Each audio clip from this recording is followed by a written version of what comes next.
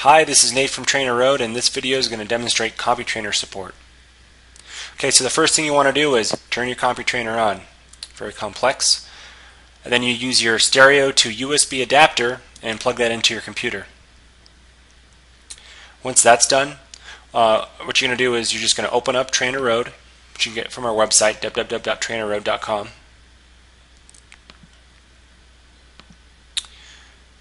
And then once that loads, you click on the Devices tab.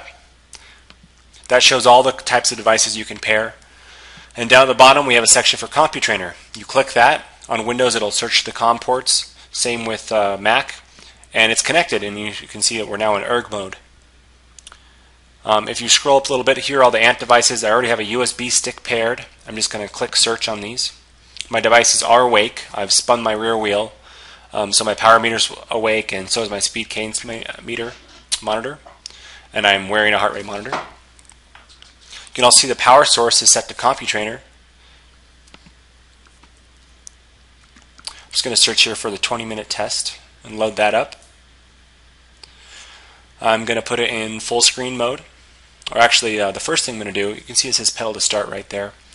I'm going to turn off cadence to start and stop workouts, just because I'm going to demonstrate the controller, so I don't want my cadence to affect the workout being started or stopped. Okay, I'm going to make this display just a little bit bigger, and then okay, I'm ready to go. So the first thing you do is if you push F1, start, what that's going to do is start the workout for you. So the workout's counting down, spinning up.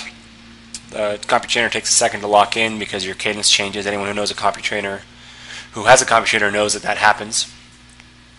And then it will slowly dial you in. To calibrate, you just push F3. That pauses the workout automatically and puts it in calibration mode. And then you do the standard CompuTrainer calibration. You spin up. Then once you get up, you let it do a roll down. And then you push F3 to accept your new value. I'll do that. And that automatically restarts the workout and puts you back in ERG mode. See, workouts at TrainerRoad, a lot of them have instructions in the middle of it. This is a great 4x4 minute VO2 max workout. So this whole workout is peppered with instructions. You can see now my power has been locked in pretty close. My cadence is 90, my heart rate is 150 and climbing. My interval time is 3:24 left, and my total time is 40 seconds. So if I push plus or minus now on the controller, I can change the intensity. Right now I'm raising the intensity of the whole workout. I'm doing this right from the CompuTrainer controller.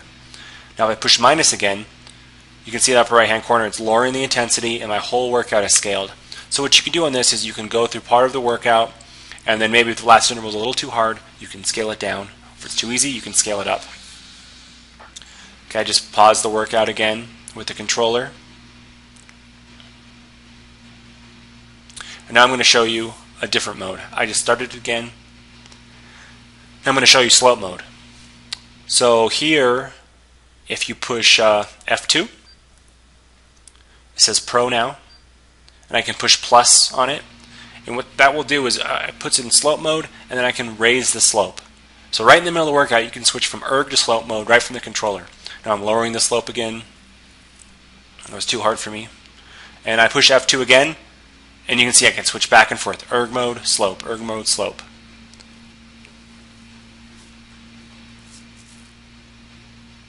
So right now I'm back in ERG mode, and you can see the target power for this interval is 100. I'm getting locked into that by the CompuTrainer. You can see my history of what I've done so far has been drawn.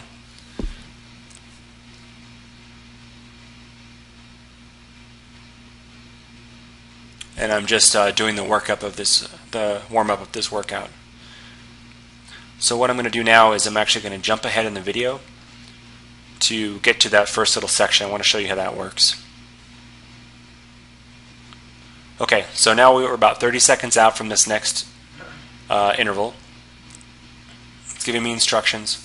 And what it's going to do is once we hit that next spot, it's automatically going to change the load on my CompuTrainer to match, I think that's about 190 watts.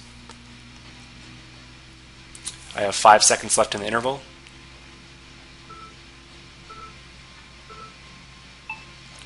Okay, now I've gone into my first work interval. You can see the target changed. It went up, and the white dot has appeared, which is my average power for that interval. Now it started low because we're still at the beginning of the interval, and it took a while for the CompuTrainer to lock me in at that new power, but you can see it's going up pretty fast. So I'm going to jump ahead to the end of this interval to show you what happens after that. So now I've gone through most of the interval.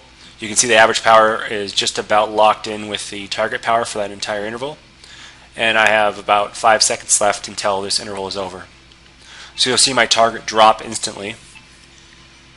Okay, now my target's 80.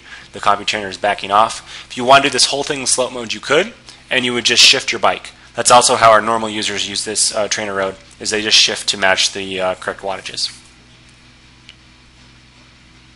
Okay, so that's it. It's pretty simple. There's just a couple keys on it. It's really easy to use. One cool thing to mention is that if you're doing a test, during that section of the test, we automatically switch it to slope mode for you. So, and then at the end we switch it back to erg. So that's really cool. You don't have to think about it or do anything yourself. And yeah, that's it. Everything after this gets uploaded to our website. So just to reiterate, F2, you switch from erg to slope. F3 is calibration. Start and stop work normal. And the plus and minus change your intensity or the slope. Thanks.